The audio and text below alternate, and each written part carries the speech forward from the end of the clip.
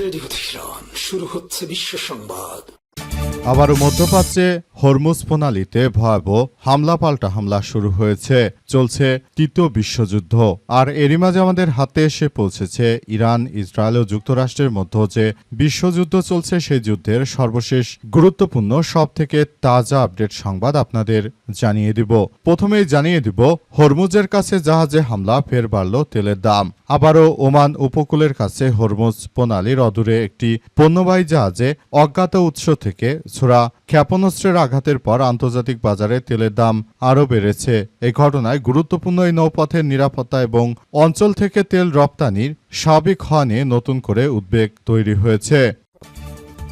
এদিকে ইরানের পক্ষে যুদ্ধে নামতে প্রস্তুত ছিল এরদোয়ান, বললেন ডোনাল্ড ট্রাম্প। যুক্তরাষ্ট্র ইসরায়েলের সঙ্গে ইরানের চলমান সংঘাত বা যুদ্ধে তেহরানের পক্ষে অংশ নিতে তুরস্কের প্রেসিডেন্ট রিসেপ তাইপ এরদোয়ান সম্পূর্ণ প্রস্তুত ছিলেন বলে দাবি করেছে ডোনাল্ড ট্রাম্প। মার্কিন প্রেসিডেন্ট আরও বলেছেন, তার ব্যক্তিগত অনুরোধেই তুর্কি প্রেসিডেন্ট এই যুদ্ধ থেকে দূরে থাকতে সম্মত হয়। হোয়াইট হাউসে সাংবাদিকদের সঙ্গে আলাপকালে ট্রাম্প এই বিস্ফোরক দাবি করেছেন। তবে এই ব্যাপারে এখন পর্যন্ত তুরস্কের পক্ষ থেকে কোনো বিষয় মন্তব্য করা হয়নি।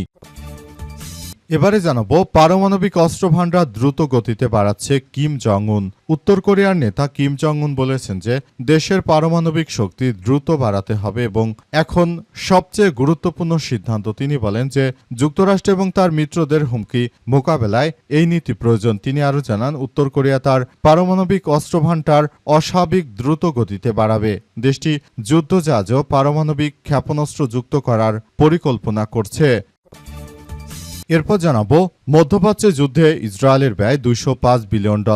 কেন্দ্রীয় ব্যাংকের প্রতিবেদন। মধ্যপ্রাচ্যে 2023 সালের 7 অক্টোবর থেকে চলমান যুদ্ধে ইসরায়েলের প্রায় $205 বিলিয়ন ব্যয় হয়েছে। ইসরায়েলের ব্যাংকের বরাতে এক প্রতিবেদনে তথ্য নিশ্চিত করেছে দেশটির গণমাধ্যম দ্য টাইমস অফ ইসরায়েল। এক প্রতিবেদনে বলা হয়েছে, 2023 সালের 7 অক্টোবর থেকে ফিলিস্তিনের অবরুদ্ধ গাজা, লেবানন, সিরিয়া এবং ইরানের সঙ্গে চলমান যুদ্ধে ইসরায়েলের এ পর্যন্ত $205 বিলিয়ন ব্যয় হয়েছে। এত বিপুল পরিমাণ অর্থ দিয়ে তারা চাইলে ভালো কিছু করতে পারত, কিন্তু তারা মুসলিমদের হত্যার পেছনে এই টাকা ব্যয় করেছে।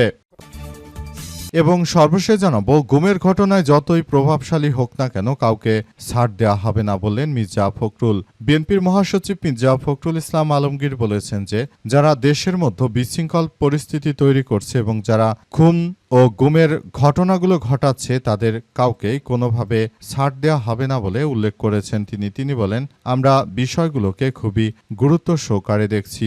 যে কোনো কার্যক্রম আমরা আসলে এভাবে চলতে দিতে পারি না। পুরো পরিস্থিতি এখন থমথমে অবস্থা বিরাজ করছে। যে কোনো মুহূর্তে এই কার্যক্রমগুলো প্রতিহত করার মধ্য দিয়ে মূলত বিএনপিকে এগিয়ে আসতে হবে বলে জানান তিনি। প্রিয় দর্শক, এতক্ষণ শুনছিলেন সংবাদ শিরোনাম, এবারে বিস্তারিত। তবে তার আগে বন্ধুরা, অনুরোধ থাকবে এই সংবাদটিতে একটি লাইক দিন। এই চ্যানেলে আপনি নতুন হয়ে থাকলে আমাদের সংবাদটি দেখতে দেখতে চ্যানেলটি সাবস্ক্রাইব করে রাখুন। কমেন্ট করে বন্ধুরা আপনার মূল্যবান মতামত জানিয়ে দিন আপনি বিশ্বের কোন দেশ থেকে বা বাংলাদেশের কোন স্থান থেকে আমাদের সংবাদটি দেখছেন এবং শুনছেন। আর বন্ধুরা, সংবাদটি আপনার সোশ্যাল মিডিয়া ফেসবুকে শেয়ার করে বন্ধুদেরও দেখার সুযোগ করে দিন। আজকের এই সংবাদ সম্পর্কে আপনার মূল্যবান মতামত কমেন্ট বক্সে কমেন্ট করে জানিয়ে দিন। গাজা যুদ্ধে আপনি যদি নিরীহ ফিলিস্তিনিদের ভালোবেসে থাকেন, কমেন্টে ইয়েস লিখে পুরো বিশ্বকে আমাদের এই তাজা আপডেটটি দেখার সুযোগ করে দিন। এবারে বিস্তারিত। মধ্যপ্রাচ্যে যুদ্ধে ইসরায়েলের ব্যয় $205 বিলিয়ন। কেন্দ্রীয় ব্যাংকের প্রতিবেদন। মধ্যপ্রাচ্যে ইহুদিবাদীরা তারা শুরু থেকে যে ধরনের যুদ্ধ পরিস্থিতি সৃষ্টি করেছে সেই যুদ্ধে তাদের $205 বিলিয়ন ব্যয় হয়ে গেছে। ইতিমধ্যেই বিপুল পরিমাণ ব্যয় হওয়ার ফলে তারা মূলত একরকম ধরাশায়ী হয়ে গেছে। মূলত মধ্যপ্রাচ্য জুড়ে যে ধরনের সংঘাতময় পরিস্থিতির সৃষ্টি হয়েছে সেই সংঘাত থেকে বাঁচার জন্য সবাই এই মুহূর্তে কাজ করছে। মধ্যপ্রাচ্যে ইসরায়েল এবং আমেরিকা এই দুই রাষ্ট্রই উভয় সংকটে পড়েছিল। নতুন করে ইহুদিবাদী ইসরায়েল এবং দখলদারীরা তারা শুরু থেকে যে ধরনের কার্যক্রম শুরু করেছে সেটি কোনোভাবে মেনে নেয়নি ইরানের বিপ্লবী গার্ড বাহিনীর সদস্যরা। ইরান থেকে দফায় দফায় ক্ষেপণাস্ত্র হামলা চালিয়ে জায়নবাদী সন্ত্রাসীদের এমনভাবে শিক্ষা দিয়েছে যে তারা আসলে নিজেদের অস্তিত্ব নিয়ে শেষ পর্যন্ত তারা যুদ্ধ বন্ধ করতে তারা একরকম বাধ্য হয়েছে। নতুন ধারায় এমন কিছু হতে চলেছে যেটি আসলে সারা বিশ্বের বুকে এক ভয়াবহ বিপর্যয়কর পরিস্থিতির সৃষ্টি করেছে। এই পরিস্থিতি আদতে কবে শেষ হতে চলেছে এবং কিভাবে কি হবে সেটি এখন পর্যন্ত আসলে বলা যাচ্ছে না। পুরো বিষয়গুলো খুবই দুঃখজনকভাবে কার্যক্রম চালিয়ে যাওয়া হচ্ছে। দখলদার সন্ত্রাসীদের বিরুদ্ধে পৃথিবীর ইতিহাসে সবথেকে এক বিপজ্জনক অধ্যায় হিসেবে সব পরিস্থিতি সুন্দরভাবে গড়ে তোলার মধ্য দিয়ে এগিয়ে যেতে হচ্ছে। ইরানের পক্ষে যুদ্ধে নামতে সম্পূর্ণ প্রস্তুত ছিলেন এরদোয়ান।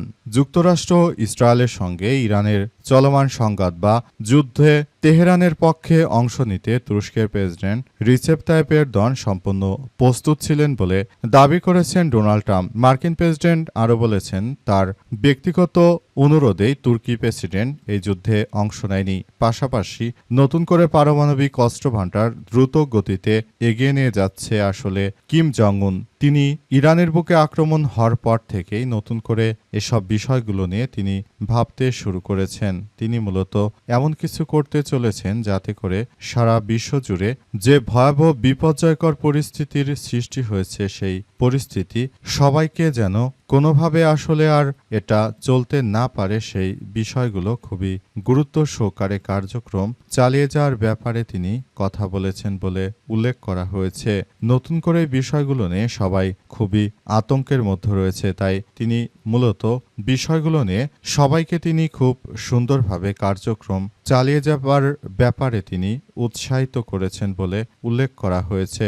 নতুন করে এই বিষয়গুলো খুবই গুরুত্ব সহকারে দেখভাল করা হচ্ছে এবং আরও এগুলো নিয়ে খুব সুন্দর করে সবকিছু করার কথা বলা হচ্ছে, মূলত যাতে করে নতুন করে যুক্তরাষ্ট্র কখনোই এই রাষ্ট্রটির উপর আঘাত হানতে না পারে, সেজন্য তারা পুরোপুরি প্রস্তুতি নিয়ে রেখেছে বলে উল্লেখ করা হয়েছে। হরমুজের কাছে জাহাজে হামলা, ফের বাড়ল তেলের দাম।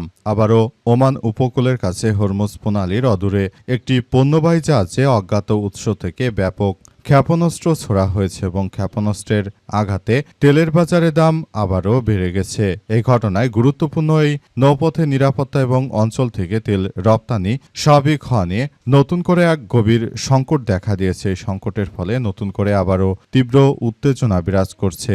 অবস্থায় হরমুজ প্রণালী সহ ওই অঞ্চল দিয়ে নতুন করে আবার যাতায়াতের ক্ষেত্রে আসলে পুরো পরিস্থিতি কোন দিকে যায় সেটি সম্পর্কে সবাই নজরদারি রাখছে। নতুন করে আবার এক যদি ভয়াবহ যুদ্ধের মধ্যে চলে যায় বিশ্ব, তাহলে এটি হতে চলেছে তৃতীয় বিশ্বযুদ্ধ। এমনিতেই এই যুদ্ধেও আমেরিকা যদি কিছুটা এগিয়ে থাকতো তাহলে হয়তো এই যুদ্ধ আর বন্ধ হতো না, কিন্তু এই যুদ্ধ পরিস্থিতি আসলে নতুন করে এমন কিছু হয়েছে এবং এমন পর্যায়ে চলে গিয়েছে যে এই যুদ্ধে যুক্তরাষ্ট্র আসলে হেরে যাচ্ছিল। তাই নতুন করে এই বিষয়গুলো নিয়ে সবাই খুবই গুরুত্ব সহকারে কার্যক্রম চালিয়ে যাচ্ছিল। নতুন করে আবার ভয়াবহ এই বিপজ্জনক পরিস্থিতির মধ্যে চলে যায় সবাই ইতিমধ্যে খুবই গুরুত্ব সহকারে আসলে কার্যক্রম চালিয়ে যাচ্ছে। নতুন করে বিষয়গুলো সবাইকে দেখভাল করা হচ্ছে এবং নতুন করে বিষয়গুলো জানার জন্য খুবই গুরুত্ব দিয়ে কার্যক্রম চালিয়ে যাওয়া হচ্ছে। শেষ পর্যন্ত পরিস্থিতি আসলে কোন দিকে যাবে, যুদ্ধ কি বাড়বে নাকি নেতানিয়াহু যুদ্ধ থামাতে দেবে, সেটি এখন দেখার বিষয়। ইরানের পক্ষে যুদ্ধে নামতে প্রস্তুত ছিল এরদোয়ান, বললেন ডোনাল্ড ট্রাম্প। যুক্তরাষ্ট্রের প্রেসিডেন্ট ডোনাল্ড ট্রাম্প এবার তিনি একটি অদ্ভুত দাবি করে বসেছেন। তিনি বলেন যে যুক্তরাষ্ট্র এবং ইসরায়েলের বিরুদ্ধে যুদ্ধ করার জন্য পুরোপুরি প্রস্তুত ছিল এরদোয়ান, কিন্তু আমি ব্যক্তিগতভাবে এরদোয়ানকে এসব বিষয়ে না জড়ানোর জন্য অনুরোধ করেছিলাম, তাই তিনি আমার কথা রেখেছেন এবং তিনি এই যুদ্ধে জড়াননি। আমি যদি তাকে নিষেধ না করতাম এই যুদ্ধ আরও ভয়াবহ কার্যক্রমের মধ্যে পড়ে যেত। বলা হয়েছে যে এরদোয়ান নতুন করে তিনি বলেন যে এই যুদ্ধে যদি তুরস্ক জড়িয়ে পড়ত, এরদোয়ান যদি জড়িয়ে পড়ত, তাহলে এখান থেকে হয়তো আবারও এক ভয়াবহ বিপর্যয়কর পরিস্থিতির মধ্যে আমরা পড়ে যেতাম, কিন্তু ঈশ্বরের কাছে আমরা জানাতে চাই যে সেটা হয়নি। এটি হলে এই যুদ্ধ আরও বিধ্বংসী হতো বলে এমন কথাই উল্লেখ করেছেন যুক্তরাষ্ট্রের প্রেসিডেন্ট ডোনাল্ড ট্রাম্প আরও জানান, তিনি এই যুদ্ধ থেকে বেরিয়ে যাবার এটাও অন্যতম বড় কারণ এই যুদ্ধ যত দীর্ঘায়িত হতো ততই তুরস্কের জড়িয়ে পড়ার ঝুঁকি তৈরি হয়েছিল। তাই যুদ্ধ পরিস্থিতি মূলত সামাল দেওয়ার জন্যই ডোনাল্ড ট্রাম্প এই মুহূর্তে যুদ্ধ থেকে বেরিয়ে পড়ে, কারণ যুদ্ধ কারোর জন্যই কোনো ভালো কিছু বয়ে আনছে না। যুদ্ধ সবার জন্য এক বিপজ্জনক অধ্যায় হিসেবে দাঁড়িয়েছে।